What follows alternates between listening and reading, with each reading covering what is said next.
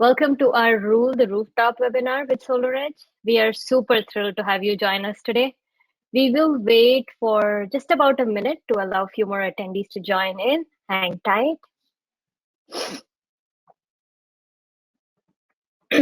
And just for a quick sound check, can you guys raise your hand if you can hear me okay at this point?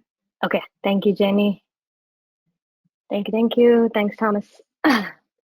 All right, we'll get started in just a minute.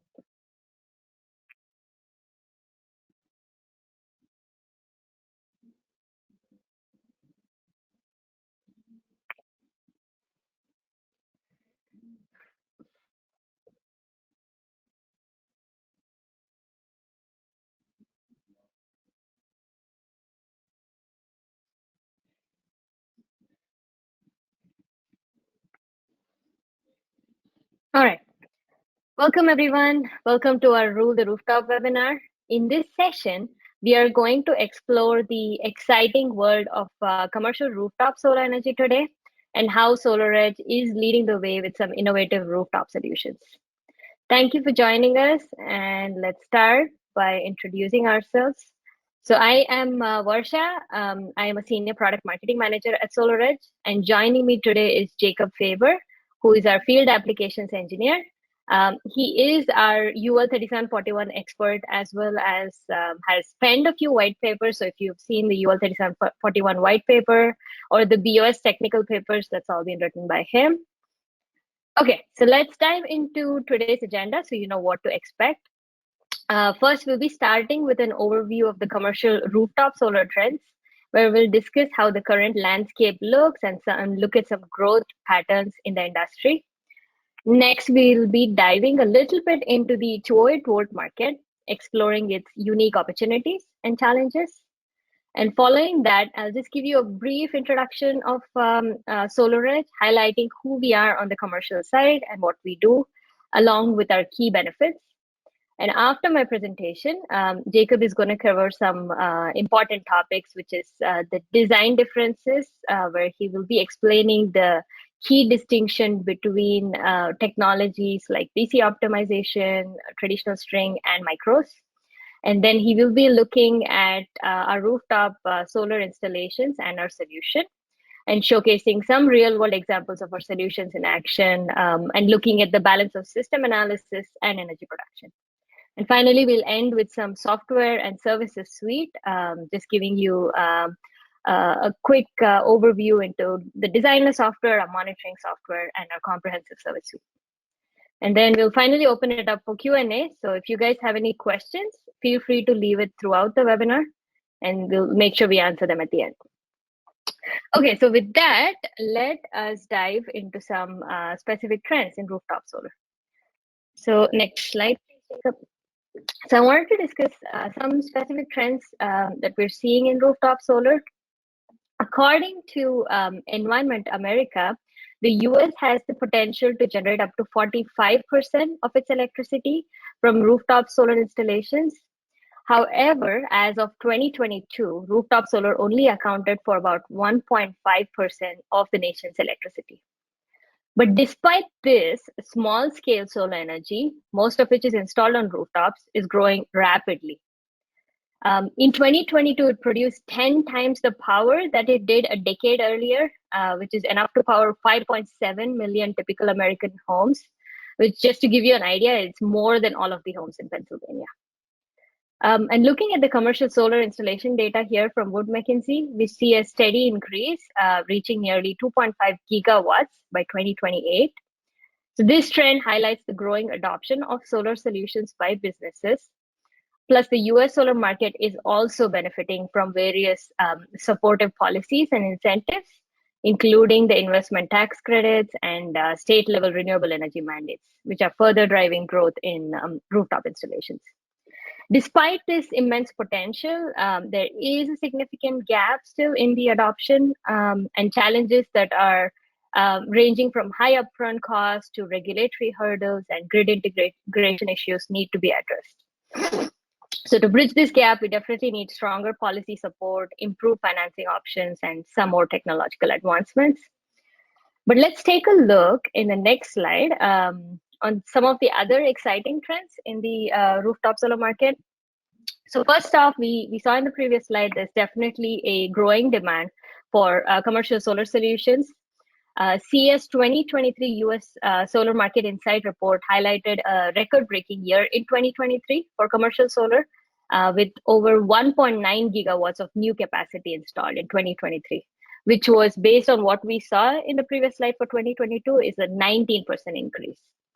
And it really shows how that businesses are increasingly turning towards solar energy.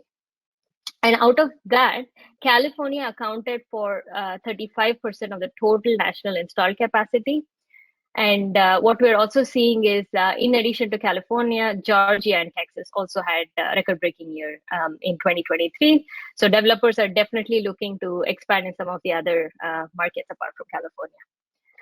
Next, we're noticing a trend towards more large-scale installations. In 2023, the average commercial installation size in the US surpassed 500 kilowatts. And this shift towards bigger systems allows businesses to, again, maximize their energy production and use their roof space for suitable rooftops. We're also seeing a more diversified customer base. So it's no longer just warehouses and manufacturing facilities. There's also retail shops, superstores, healthcare facilities, house of worships, educational institutions, all jumping on the solar bandwagon. So it's great to see such a wide range of sectors all recognizing the benefits. And then another important trend is financing options. So there are more ways than ever now to finance a solar installation, like loans, PPAs, solar leases, PACE. So these are some of the options that can help businesses make the costs more effective and make the transition to solar more feasible. And of course, government incentives are definitely still a big driver of adoption.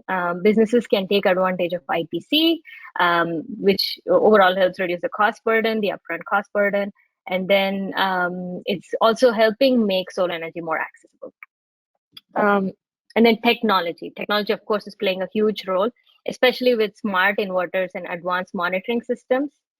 Some of these technologies are what developers are looking for, especially to improve their system performance, offering better monitoring, and also integrating more smoothly with the grid. And let's not forget sustainability, because more and more consumers these days are making purchasing decisions based on a company's environmental impact. So installing rooftop solar shows a commitment to sustainability, which can attract some eco-conscious customers and investors, giving businesses a competitive edge. And additionally, we're seeing a rise in corporate and community initiatives. Many companies are setting renewable energy targets and investing in rooftop solar to meet these goals. And probably most of you have noticed the trend, but community solar projects are also gaining popularity, allowing multiple households or even businesses to share the benefits of a single installation and reduce their electricity costs. And finally, higher wattage panels and bifacial panels are becoming more common because these panels can produce more energy with fewer units. It is able to reduce the number of panels and the components needed on the roof. So this not only lowers the installation cost, but also simplifies the overall process. So having inverters that are compatible with these kind of panels is crucial to maximizing the benefits. So it's definitely a dynamic space we're seeing in the rooftop market right now, with lots of opportunities for growth and sustainability. So moving quickly to just show you what are some of the biggest opportunities we're seeing for rooftop installs. I did mention this. So with large flat rooftops, warehouses and logistics are increasingly embracing rooftop solar. In fact, installing solar panels on every suitable warehouse rooftop in the US could produce as much electricity as 19 million typical American homes use in a year. So that kind of gives you how much potential there is on in installing solar on warehouses. And then data centers, they consume a lot of energy, so they are also turning to rooftop solar power to power their operations and reduce their reliance on the grid. Government buildings, municipalities are adopting rooftop solar for multiple reasons, including cost savings and environmental benefits. and definitely large retail buildings or superstores. They have the potential to host enough solar panels to provide the equivalent of the electricity used by about 8 million households. So this again is not just to reduce operational costs for them, but to support broader environmental goals as well. And another last call out is just churches and houses of worship can also benefit from the new tax incentives under the Inflation Reduction Act to make it more affordable than ever to go solar. So by focusing on a lot of these sectors, we can definitely maximize the impact of rooftop solar, driving more economic and environmental benefits. Okay, so with that, let's just get a little bit into the 208 volt market and specifically focused on the commercial market here. So we're definitely seeing that there's an upturn in the commercial market. And interestingly, we're seeing that over half of this market is comprised of rooftop installations. This is particularly significant in areas with a 208 volt grid, which is dominant in many parts of the country, including larger cities and some agricultural markets. To illustrate this, consider a city like Boston, New York, Chicago, California, and some ag businesses in the Central Valley. In some of these regions, the 208 volt grid presents a tremendous opportunity for developers and businesses alike looking to add solar to their buildings. But there are some challenges that are unique to this market. Firstly, you probably noticed, but these installations are often smaller with thinner profit margins. If we take, for example, a business that is aiming to put a 100 kilowatt project on the roof of a site in Chicago, this is such a smaller system size, right? So the smaller system size and a smaller rooftop space may mean more obstructions and complexity in order to build a site. And along with that, if we run into rooftops that have more obstructions and shading, that will add to the challenge. And in urban areas like downtown Chicago, limited rooftop access can further complicate the operations and maintenance activities as well.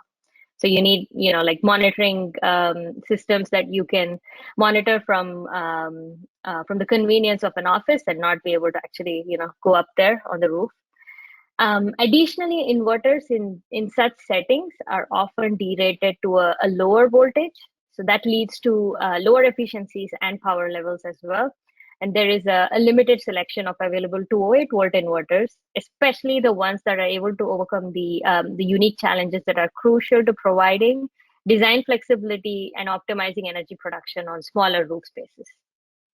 So to summarize, the commercial rooftop market holds significant potential, especially in regions with a 208 volt grid, but developers must navigate several hurdles, including smaller installs, complex rooftops, limited access for maintenance, and efficiency issues with inverters. Addressing these challenges will be key to maximizing the market's potential here.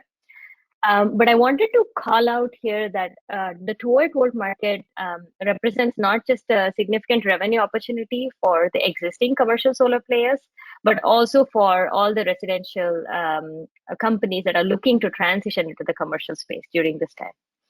So it provides the 208 volt market provides a natural progression for companies trying to move into the commercial sector here. So creating this helps to create some new business opportunities and diversify your portfolio and increase market share. So next slide here, we'll just go through some of the other opportunities that this market presents. So you can see in the graph there, for larger systems, the commercial market typically uses the 480 volt grid. And this is common for systems above 150 kilowatt to 175 and 200 kilowatts. However, the significant opportunities for those smaller systems that you're seeing there, especially in areas using 208 volt grid.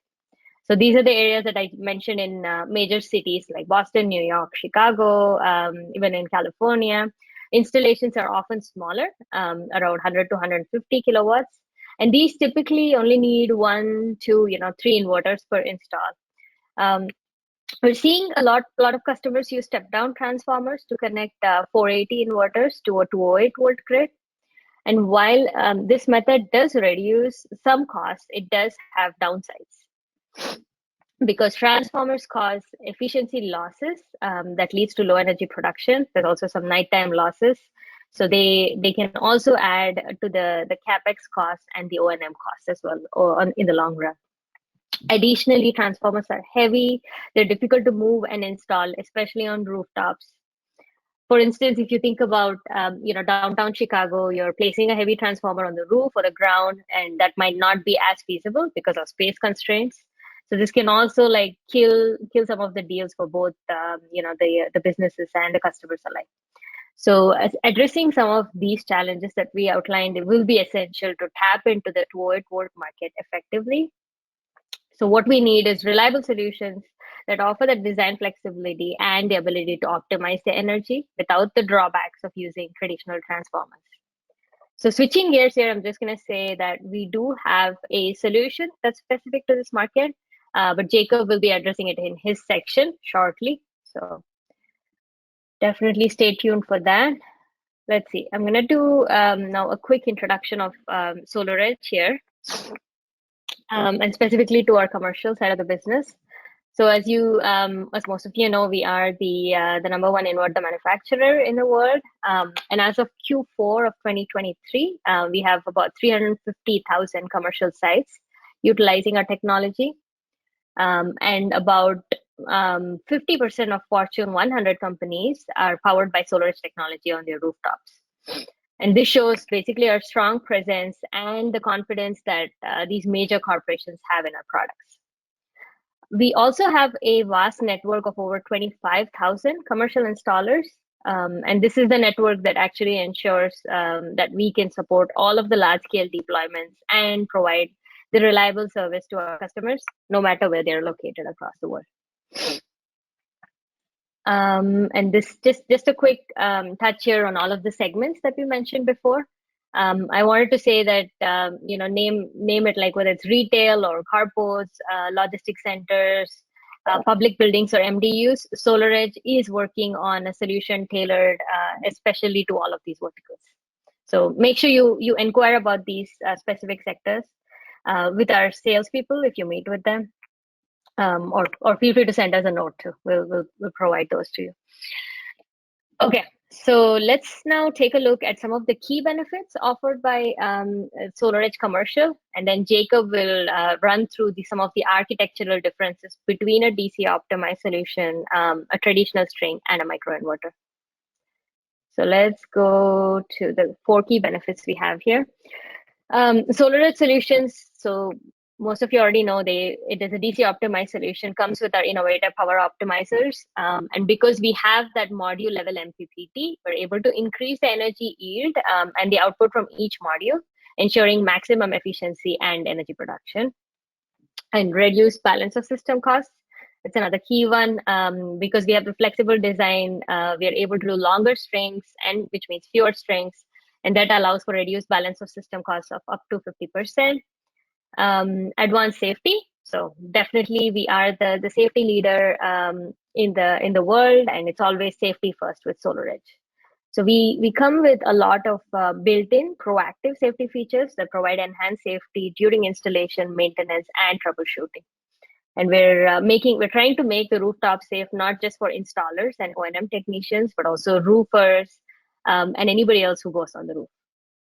And lastly, lower O&M costs. Because we have the SolarEdge monitoring platform and all the amazing capabilities that it comes with to get full visibility of system performance, we're able to reduce the O&M costs and allow for quick identification and resolution of any issues, minimizing the overall downtime and the maintenance expenses. Okay, so with that, we wanted to show you what one of our key customers in New Jersey, said about their rooftop solution, Solar Landscape. So let's play this for you. Solar Landscape is a full turnkey solar developer. We're based in Asbury Park, New Jersey. Obviously on our projects, we want to generate as much electricity as possible while developing a safe project for our hosts and the local community. When we use SolarEdge solutions on our sites, we're able to get more power out of our projects because of the optimizers that come with the SolarEdge solution. Each module is connected to an optimizer, which helps us with shading, module mismatch, and just regulates voltage across the board so we get a reliable energy source on our projects. When you have 40 or 50 sites operating, it's important to know what's going on those sites, and the level of granularity that we get with the SolarEdge solution is huge for our O&M team. It prevents them from unnecessarily going out to sites and just reduces our overall O&M costs. Just recently, we had a weather event on one of our projects with a lightning strike, and we were able to pinpoint exactly what part of the array was damaged, and we're able to dispatch our O&M team immediately to go remedy and get the site back online. SolarEdge gives us peace of mind on our projects from a safety perspective because of its built-in rapid shutdown technology. In the event of an emergency, voltage is reduced to safe levels for everyone on site, including our installers, the site host, and first responders. SolarEdge stands out from the competition for us because of its safety record, its design flexibility, its energy production, and its granular monitoring. We know that when we call someone from SolarEdge that they're going to pick up the phone and get us the answers that we need and the support that we need to make sure that we're able to build projects like this. SolarEdge has always stepped up to the plate to match our demands and our needs, and we only see that continuing in the long haul.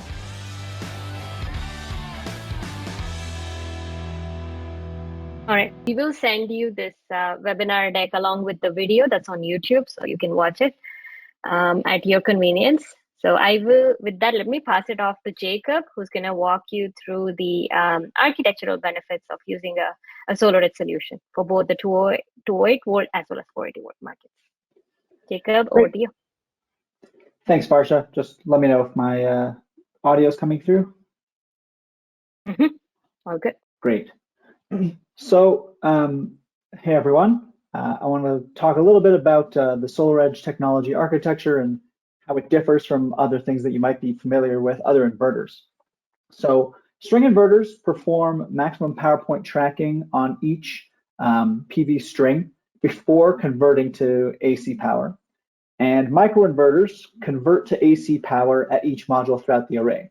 So SolarEdge is sort of something in the middle where we get the best of both worlds by utilizing optimizers at the module level for maximum power point tracking and string level inverters for a high efficiency AC conversion. SolarEdge mitigates power losses due to mismatch between modules so that weaker modules are not affecting the stronger performing ones. And it's important to note that mismatch doesn't just come from shading. There are many reasons for mismatch on a PV system, including degradation of the modules, differential tilts or azimuth angles, out-of-the-box differences in manufacturing tolerance, and soiling changes.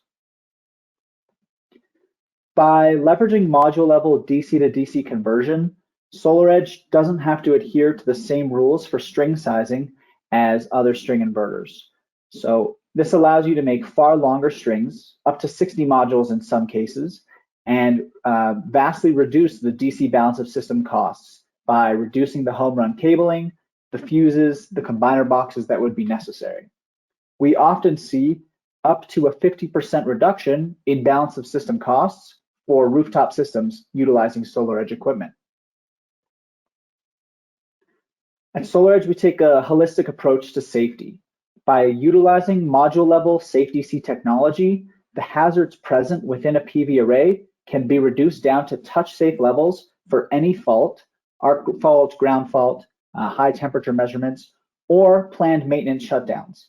Additional safety features include temperature sensing at multiple terminals, as well as surge protection for DC-AC and RS-485 connections on the inverter itself. All of these features make SolarEdge the best option for enhanced PV safety, and it's why we're listed by leading property insurance companies like FM Global under the best practices for PV system design. A little bit more about our SafeDC technology. Essentially, when any reason occurs for the inverter to shut down, if that's a rapid shutdown initiation or planned maintenance, a fault or high temperature measurements, every connected optimizer throughout the array is going to reduce its output voltage down to 1 volt. So voltages are touch safe anywhere in the array. Our dedication to safety doesn't stop there. Our new optimizers include temperature detection within the connectors to sense potential arc faults before they happen and stop power flow on the affected string. One of the hottest topics around safety in the rooftop solar space is rapid shutdown and the UL 3741 options for meeting these NEC requirements. SolarEdge system is indeed certified under UL 3741, where our solution drops voltages and reduces hazards within the array while maintaining 30 volts under 30 seconds requirement for any conductor outside of the array. This differentiates us from racking solutions under UL 3741 in a number of ways. Not just the flexibility to install inverters anywhere on the system, could be at ground level or centralized on the rooftop.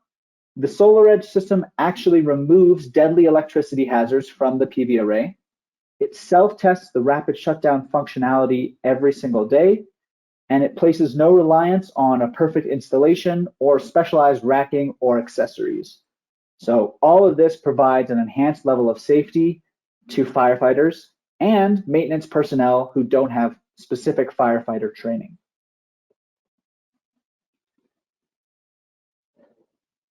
So I want to look a little bit more broadly now at the SolarEdge solution for 208 volt and 480 volt rooftop projects. So we're starting with equipment. The SolarEdge 3-phase inverters and power optimizers handle the production of energy from your array. Many accessories options, including our communications gateway, environmental sensors for building out a weather station, and meters for precise production measuring are all available through SolarEdge.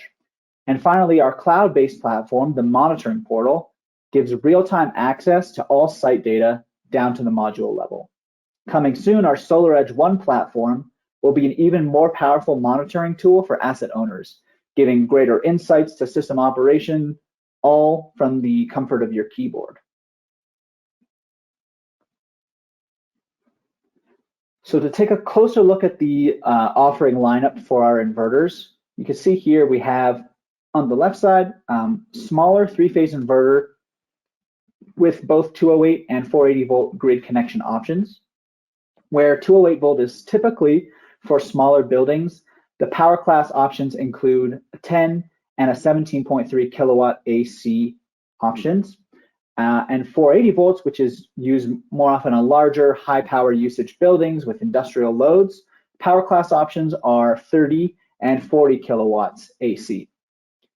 If you use the modular synergy technology, we can offer 50 kilowatt AC option at 208 volts.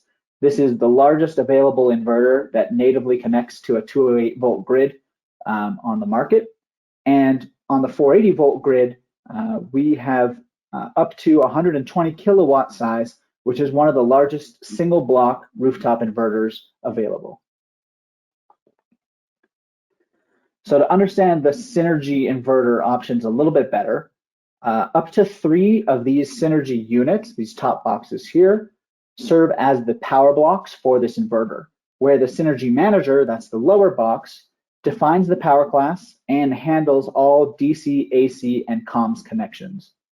This inverter can handle up to 175% DC to AC overbuild.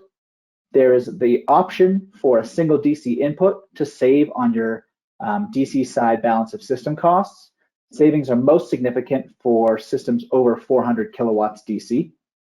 Our pre-commissioning feature basically allows you to turn on the inverter before having a connection to the grid, before being energized on the AC. And this can save 2 to 3 days per megawatt for the inverter to be set up, updated, commissioned, paired, all of that prior to interconnection. The modular design means that issues with the system are going to cause lower downtime, and it makes rooftop install far easier with having lightweight components.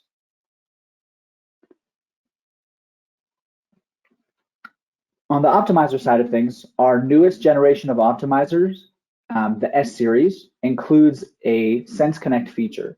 This is a feature that measures temperature at the interconnection between each optimizer, and that's preemptively detecting potential arc faults or other installation errors that would cause heating in the system and could, if not shut down, lead to thermal events. So this is not a required safety feature from UL or in the National Electric Code, but we've gone above and beyond to implement such new features and remain a leader in PV safety.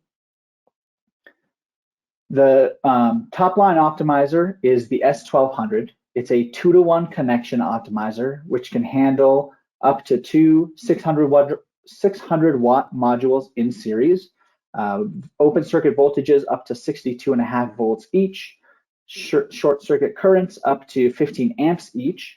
And I just want to point out that there are two versions of this optimizer. The S1200, which is going to be useful for ground mount and carport applications, and more relevant to the discussion today is the S1201. That model is rapid shutdown compliant and should be used for rooftop applications.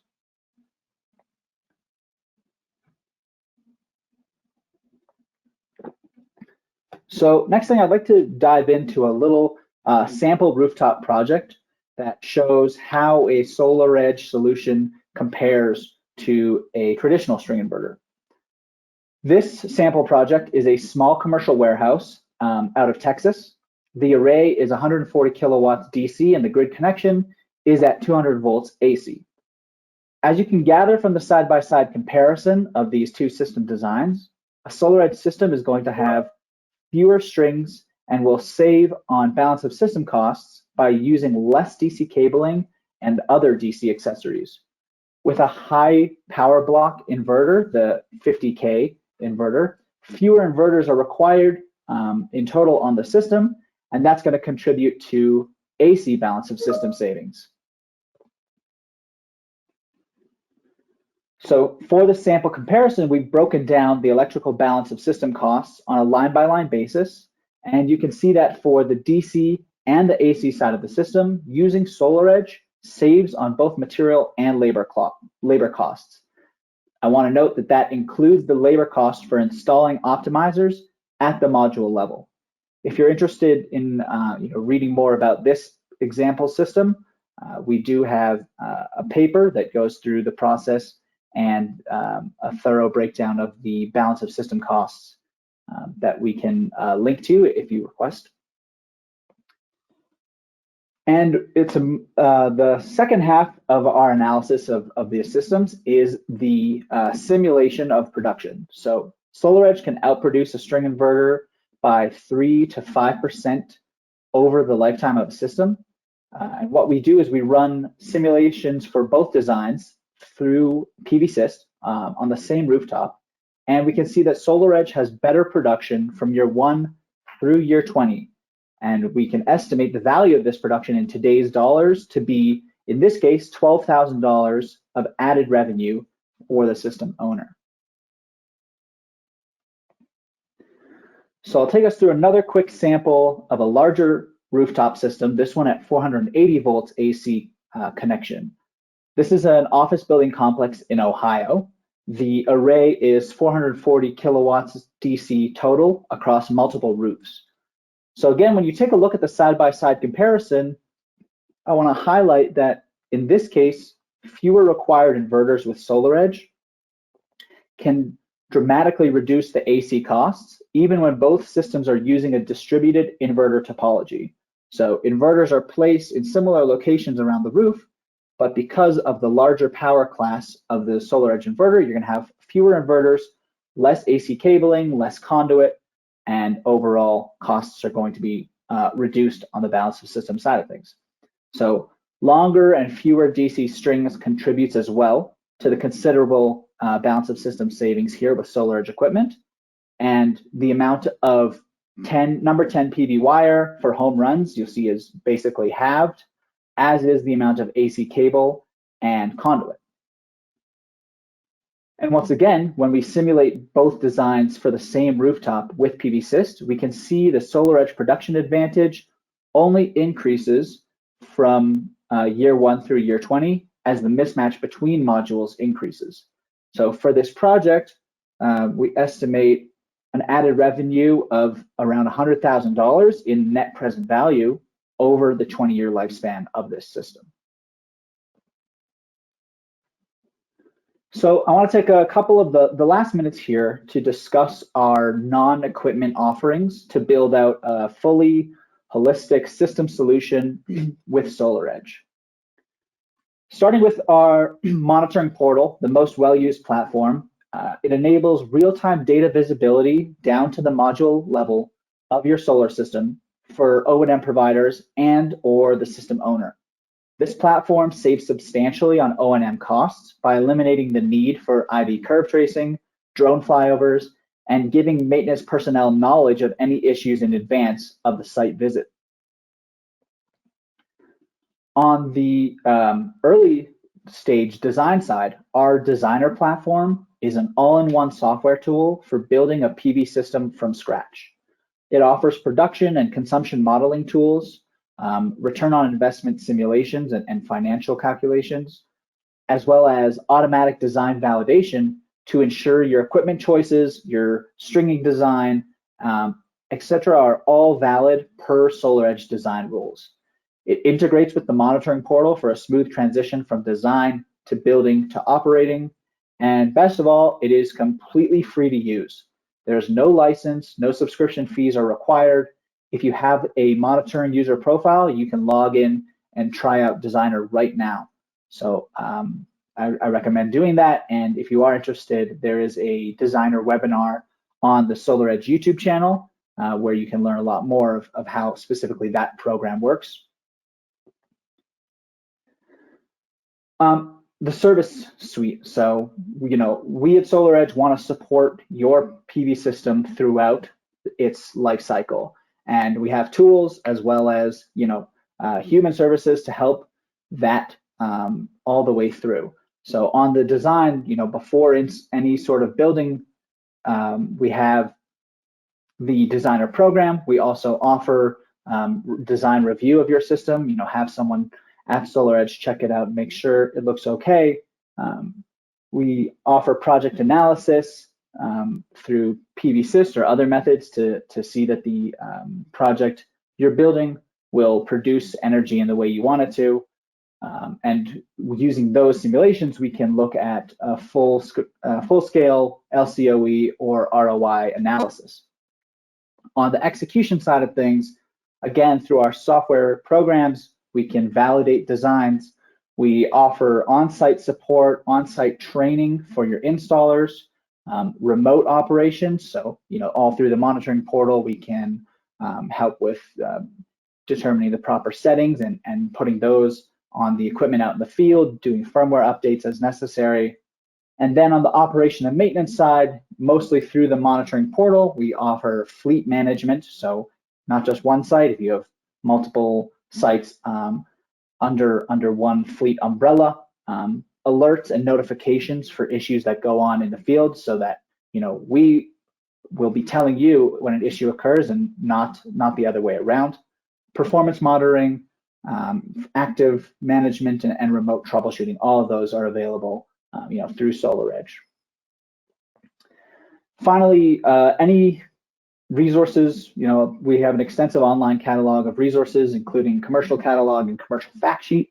So if you're interested to learn more about any of the topics that we discussed today, these images will link directly to those resources online, and we'll send out the slide deck. We'll distribute it to the attendees list after our webinar today. With that, I think we should open it up to some questions from the audience. So thanks everyone for listening thus far, and please submit your questions through the GoToWebinar question feature. Yeah, thank you, Jacob. Looks like there's some questions pouring in. Let me start to go through a few of these. So the other Jacob is asking, can the 208 volt Synergy Manager be ordered with the single input version too, or is it just the 480 volts? Good question, Jacob. Yes, you can get a single input version of the 50 kilowatt 208 volt Synergy inverter. Yeah, and more questions on single DC input. I'm seeing Thomas asked, can you speak more to the single DC input for synergy inverters and about the savings and everything, Jacob? Yeah, so the DC single input gives you the option to externally combine your strings in the field. So on larger rooftop systems, this is especially beneficial. Instead of running long number 10 PV strings from the array to your inverters, especially if you're centralizing or putting your inverters at the ground level, you can combine those strings into a single conductor pair. You can use aluminum, which is going to save a lot as opposed to using copper conductor, and run that to the inverter instead. So there's definitely a good opportunity for DC savings, particularly for your larger systems that have long distance between the array to the inverters. Mm-hmm. Jacob's got another follow-up question, which is, does the single DC input inverter require fused strings, or do the optimizers allow the strings to be unfused? So you would have to fuse the strings. Typically that'll be done in the combiner box. Got it. Do you want to speak a little bit about the combiner box, Jacob? What's your solution on that? Yeah, so each Synergy unit is going to have a separate single input. So from a maximum of 12 strings, you using a single DC input manager, you're going to shrink that 12 strings down to 3 conductor pairs. On the combiner box side of things, you're welcome to source your own combiner boxes. It could be 1 per unit, something like a 4 down to 1 combiner box. We have partnered with Midnight Solar to develop a specific combiner box that does 12 strings down to 3 conductor pairs. So if anyone's interested in learning more about that specific product, definitely reach out and we can send you some more information about that product. Perfect. Thanks, Jacob. Let's see here. I'm trying to pick a few questions. There's a lot pouring in. So there's a few questions about storage and batteries. So I just wanted to say we do not yet have a commercial battery storage solution, but it is on the roadmap. So if you have any requirements, reach out to us separately and we can talk to you offline. Let's see. There is a question about what are the grid protection settings for IEEE 1547 for the SC 120 kilowatt inverter from Dikshan. Jacob? Okay, good question. So we do have a UL 1741 SB certification, which handles a lot of the grid protection settings per IEEE 1547. If you're interested in specifics about what are the ride-through limits, how long are the ride-through times, how does loss of phase disconnect work, then I do think it would be best to reach out because we have plenty of available application notes on these topics. Just want to answer those questions more specifically. Great. One more question from Jacob is, can I use the SC 50 kilowatt US on the 240 volt delta, no neutral? A 240 volt delta, no neutral. So again, Jacob, for project specific requests, definitely reach out. But for a application like this, you're probably going to need to use a transformer. But please reach out, share some drawings, and we can help you, to get a specific answer here. Sounds good. Thanks, Jacob.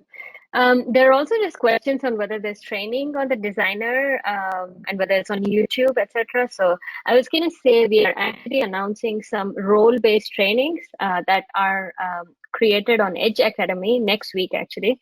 So it's coming soon to all of you, but there are trainings now segregated by the type of role. For example, there's a designer training, and then there's an installer training and an O&M training. So we should be able to send you all those links next week in one of the emails that will come through the marketing at SolarEdge.com. So keep an eye out for that. But there's definitely like tutorials and trainings available both on Edge Academy for Designer as well as YouTube.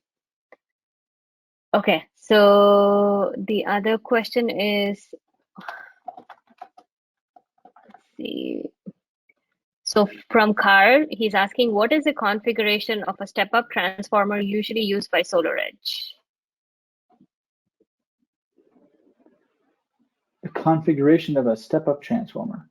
So again, this is a little bit more project specific. We don't recommend stepping up 208 to 480 because we have the option of going natively connecting to 208. If you're stepping from 208 or 480 up to medium voltage, these are generally more specific questions, but please reach out if you have a particular project in mind and want some support from SolarEdge in determining the best transformer selection. Excellent. Thanks, Jacob. Yeah, if any of you have more project-related questions, please send it to us. Send it to training@solaredge.com and we'll make sure we get back to you for some of those. Let's see, we can take a few more questions here. What is your portfolio for MDU? So I think like Jacob mentioned, there is for the three-phase MDU market, there is the 208 volt inverters that he brought up on his slide, which is a 10 kilowatt and a 17.3 kilowatt, as well as there's a 50 kilowatt with the Synergy version. So those are all the inverters that are applicable to the MDU market. Hope that helps. And then Jacob, there's one more question about a lot of 208 volt projects are currently being implemented with microinverters. They're asking, how does your solution compare with microinverters? Yeah, so we've seen, recently in the last year or maybe a couple of years, the emergence of microinverters in the 208 volt space. I think, some of the same problems that microinverters have on the residential space in terms of, lower efficiency because of limiting power at the module level, those exist as well in the 208 space. And something, that's sort of unique to the commercial space is a lot of accessories and different wiring strategies are used for microinverters, and these can be pretty significant when it comes to balance of systems cost. So definitely, interesting to check out, cool technology. I would say that, particularly when it comes to energy production and balance of system cost savings, the SolarEdge solution tends to have an advantage over the use of microinverters, even at 208 volt. Yeah, very helpful. Thanks, Jacob. I can also see that the other Jacob said that you guys are the only ones making large 208 volt inverters over 25 kilowatts. That's true. And he also said better in every way than micros. Thank you, Jacob. He also said, I love the designer software. So I just wanted to say Jacob Favor is also the expert on designer software. So if you have any questions on that, that's another thing you can reach out to him about. Couple of questions on whether we'll share the presentation and this webinar on YouTube. I'm going to say yes, we will. Probably Tuesday of next week, you should receive an email from us giving you a summary of all the resources, this link to the YouTube webinar, as well as a presentation link. So you should receive all of them. I think I pretty much went through everything. Jacob, did I miss anything here? Oh, there's one more, sorry. Does the 175% oversizing allowance apply to all inverters? Okay, good question. So all of the newest generation lineup of inverters can be oversized to 175%. There might still be available within your sales channels, talking to whatever local distributor. They may have some older generation SolarEdge inverters. If you're not sure, feel free to send the specific model number, part number to your SolarEdge representative or call the support line and ask. But yes, 175% is the oversizing ratio for all of our current generation. Great, thanks. There is a question here not applicable to us three-phase folks, but David says he's trying to add an LG Prime battery to a system with 2 energy hubs. Are there any possible issues? David, I'm going to say that we are not the right people to answer this question, so we can forward it to our residential energy experts and hopefully get you an answer. So we'll take it up offline with you. Let's see, what Khan is asking, what is a typical home run length for 208 volt as well as 480 volt segments? So this is going to change a lot from design to design. Some designers prefer to put the inverter right up next to the PV array on the rooftop. Some prefer to put your inverters down at ground level or to centralize inverters on the rooftop, so they're going to be further from different arrays. So I can't really give you an answer, the typical home run length, because there's quite a wide range in terms of what's possible depending on how you design your system. Great, thanks. I think I covered almost everything here. If we did miss anything, please feel free to email us at training@solaredge.com and we'll get back to you. And David, we'll try and get you an answer from Magnus and his team. Yeah, and if you guys have any other questions, feel free to leave. Send us a note, and if not, we will see you in our next webinar. Thank you, everyone, for listening Thanks, today. And everyone. Jacob, thanks for the presentation.